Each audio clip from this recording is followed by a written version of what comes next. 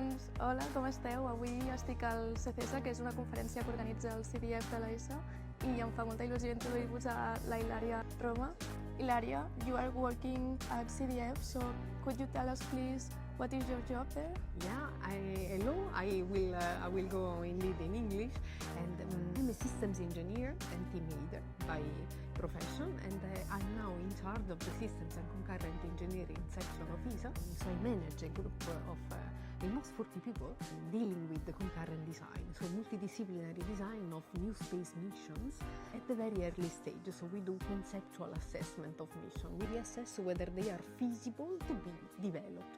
And of course, doing this job, there are several industries, agencies, academia around Europe and also the world, and they are now gathered in these 3 days in the Systems and Concurrent Engineering for Space Application Conference, 11th edition.